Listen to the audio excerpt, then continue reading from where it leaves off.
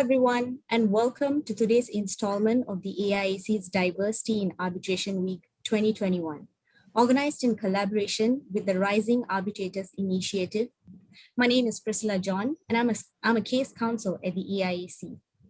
Today, alongside with me, I have the distinct honor and privilege of interviewing Dr. Anna Carolina Weber on her journey as a young and upcoming arbitrator in the field of international arbitration. On that note, I would like to take this opportunity to introduce my fellow co-interviewer for today, Orlando Cabrera. Orlando counsels international arbitration clients seamlessly across borders and languages at Hogan Lovells. He is a fellow of the Chartered Institute of Arbitrators, CIARB, and former board secretary of CIARB's North American branch.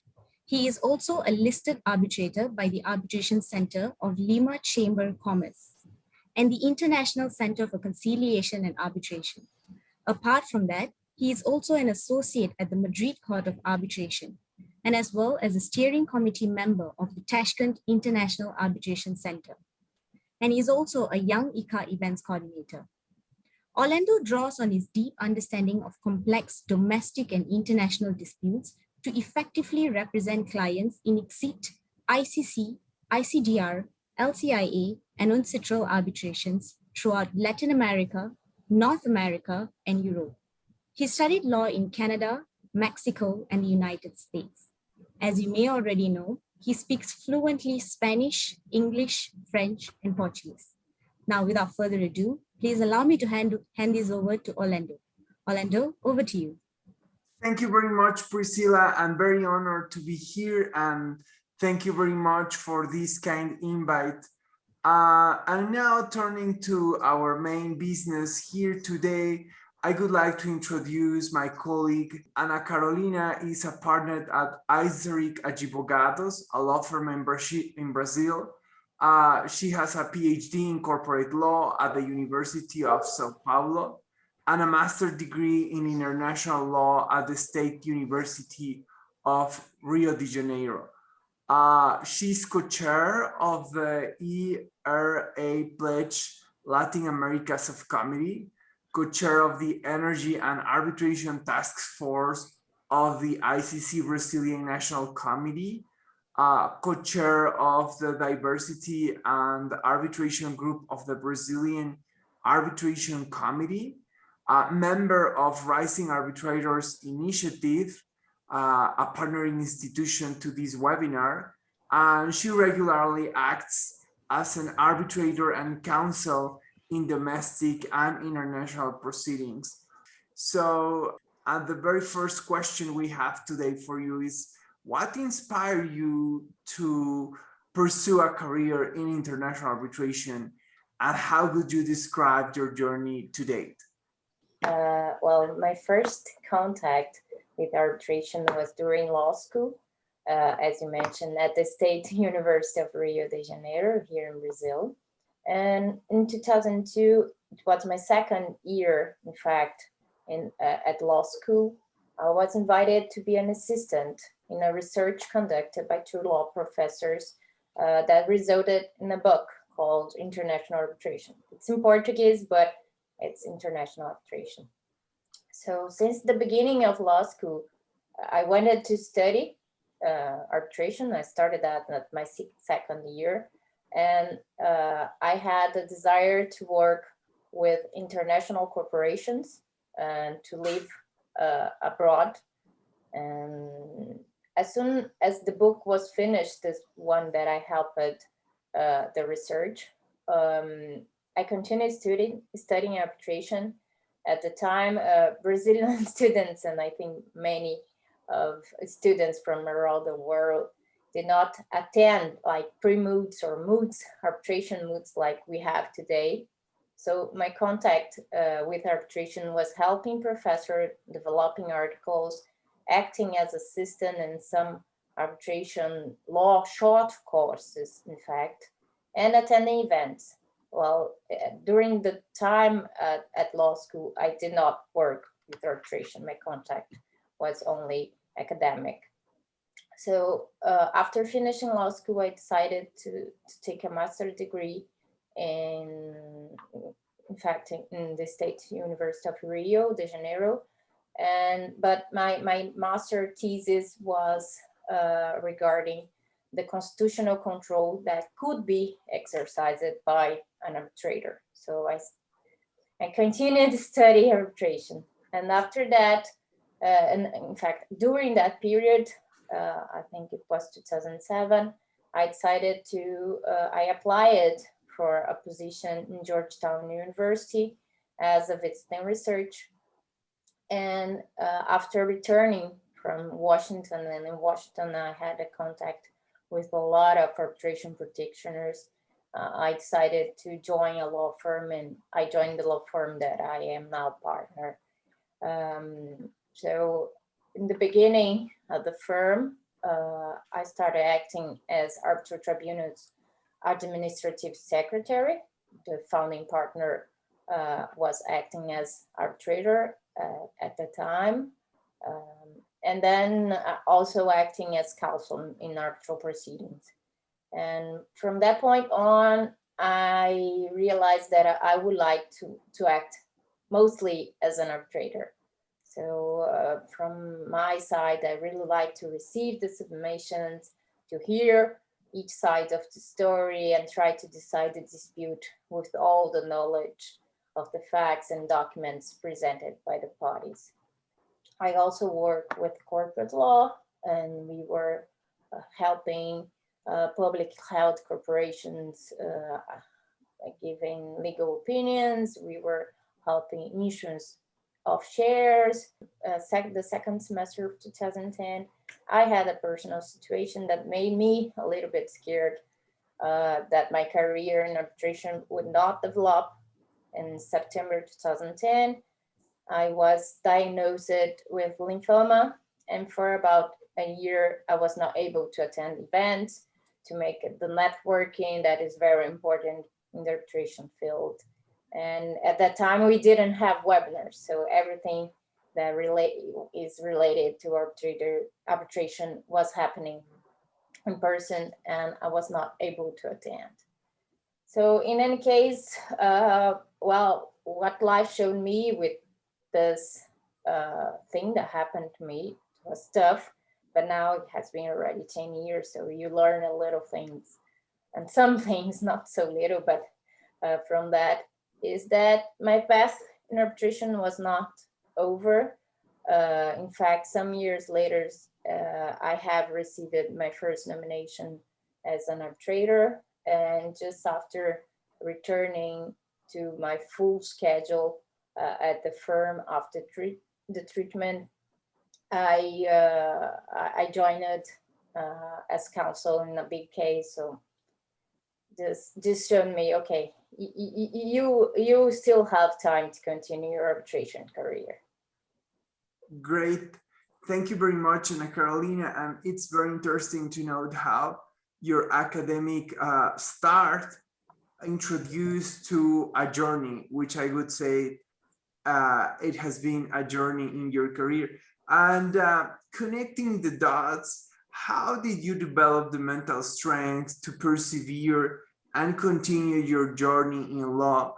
And particularly given the lymphoma sickness that you had, how do you believe that helped to build the strength, the passion, the perseverance that we need daily to succeed?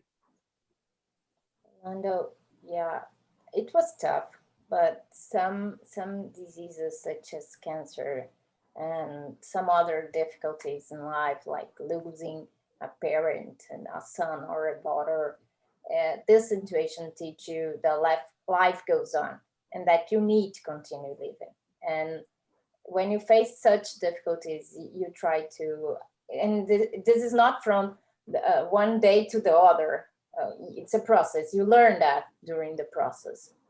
And so you learn that you need to extract from life the best that you can have it. You have to be strong, but also to find some good points in life and try to live them. So I realized also during my treatment that mental health in strength would play a very important role in achieving a good result. Not only the drugs would bring healthy back to my life. So Correct. When you study, and it's not only Dr. Google that show you that, but mental health plays a very big role in recovering health. I think we all can agree that as with any profession, a full-time career comes with its own set of mental and physical strain. How did you overcome that challenge?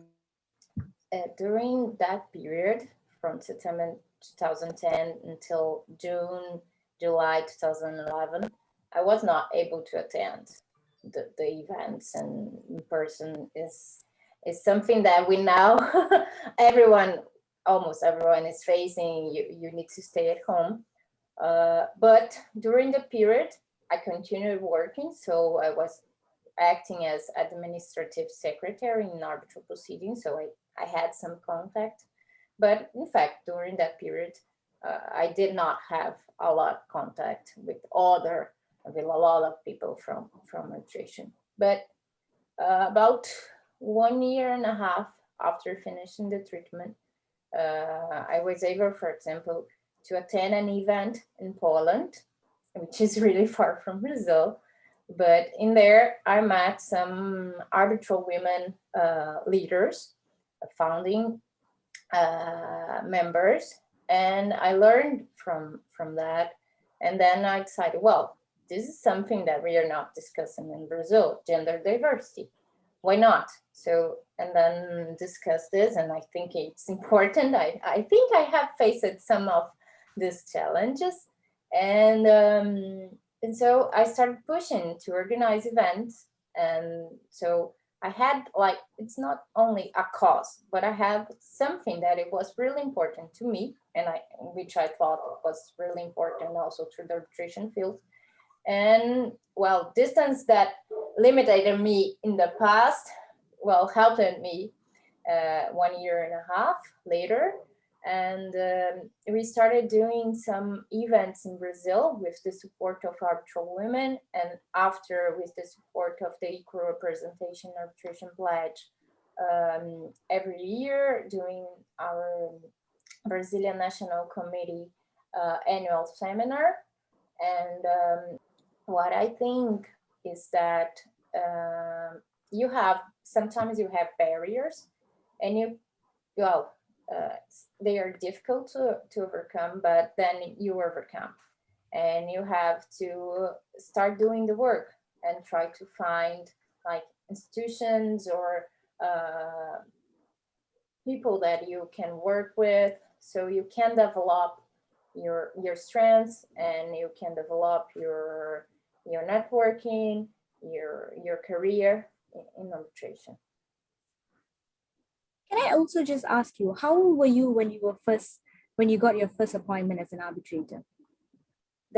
So my first appointment happened in 2016. I was 33 to 34, almost 34 years old.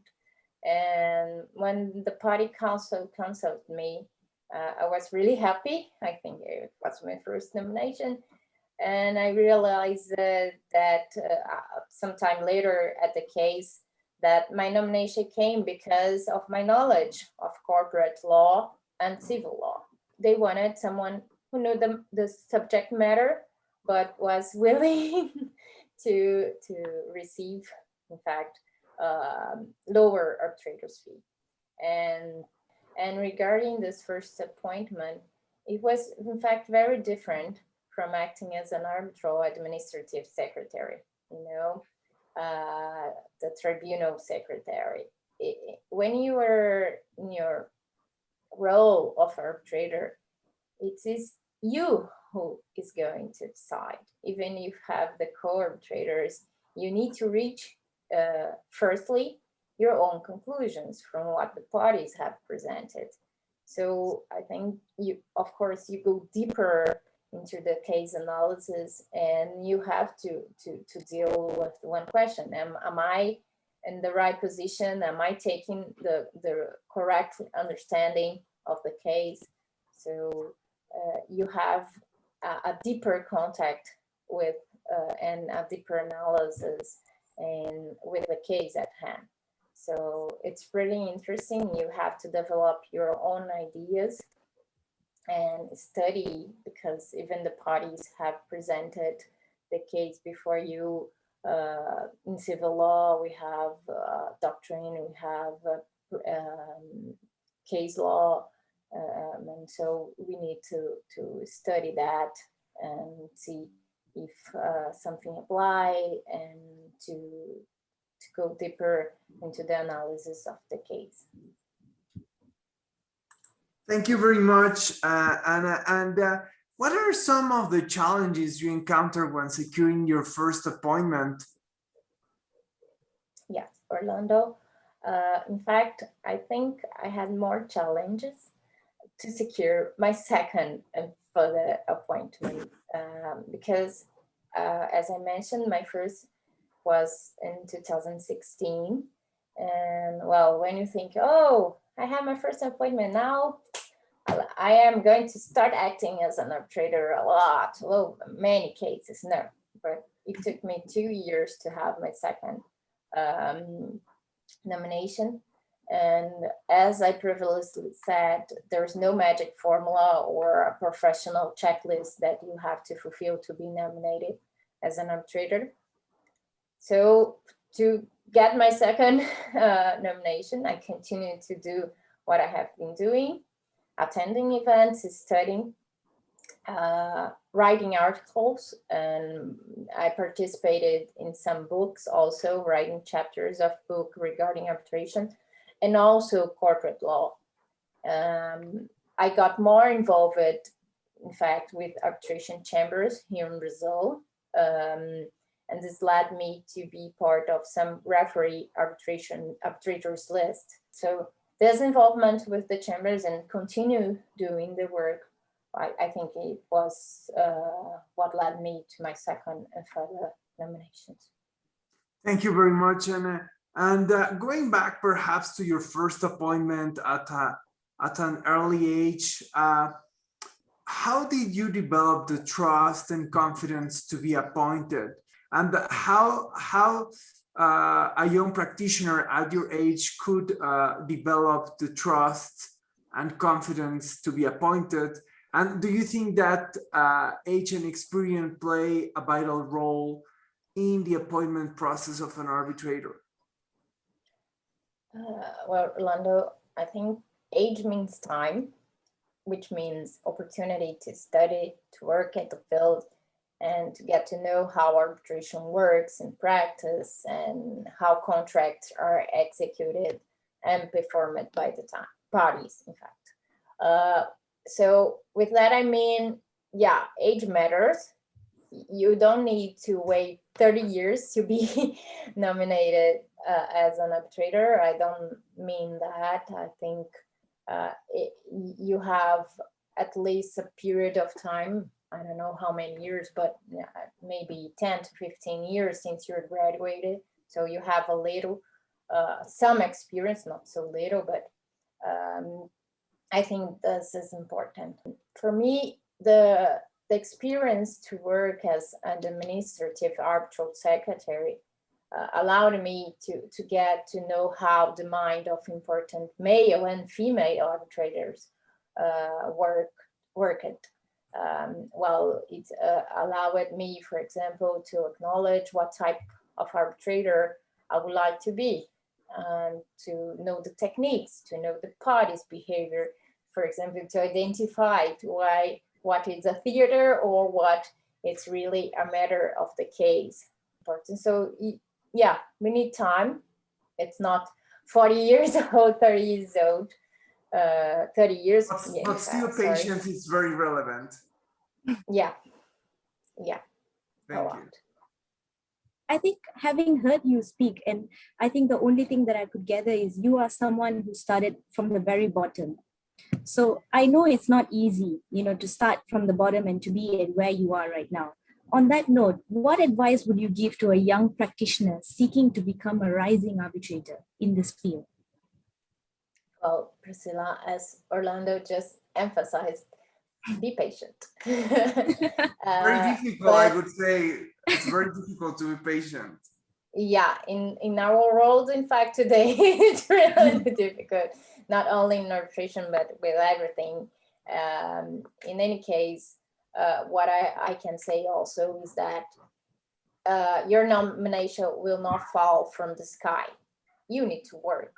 You need to study and to learn not only about arbitration, but also about the subject matters that are discussed in the arbitral proceedings. Try to have mentors. So to apply to mentorship programs, this discussion with more experienced arbitrators or members of the arbitral community, this is also important. So be patient, work, and try to build like those bridges with more experienced arbitrators. I think these are some of the advices that I could give to younger me.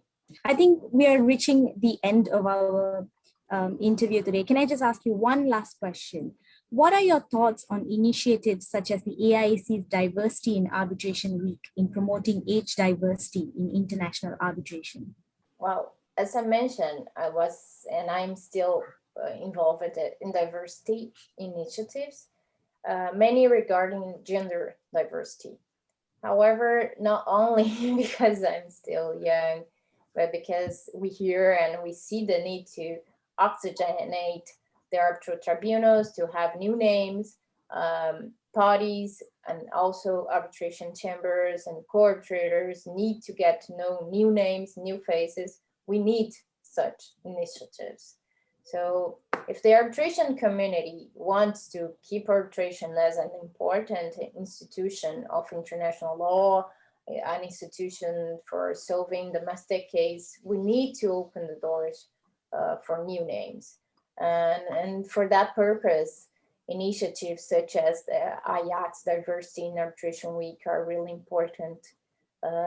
These initiatives, they create awareness of the subject matter and also help to spread the new names of the arbitration field. Regarding, in fact, awareness to make the change that we need or to improve even more arbitration, we need to talk about it. And we need to talk about what can be enhanced. And I think this is what AIAC is doing, and also what Rising Arbitrators Initiative is doing. So it's what we are trying to develop. Thank you very much, Anna. Thank you very much, Prissilla. And special thanks to the Asian International Arbitration Center, and of course to Rising Arbitrators Initiative for giving us the opportunity to review some of the fundamentals, I would say, fundamentals of how to build a career in international arbitration. I think we have learned a lot, how important it is to be patient, to build a name, to learn a lot on the merits of cases like corporate law in the case of Anna. And I just want to encourage lots of young practitioners to meditate on all that we have said. As Anna said, this is about a marathon. It's not a 100-meter career and it's over. Perhaps if you are lucky enough as Anna, you will have your first appointment at a very young age, 33 years old, I remember. But otherwise, I mean, you have plenty of time. Keep building that resume, keep building that experience that could attract the attention of counsel to appoint you. And with that, I think we are ready to go. Thank you so much for joining us, Anna and Orlando. I had a great time talking to you. And Anna, you truly are an inspiration, and I hope you would inspire more young arbitrators and young lawyers or practitioners who are watching this.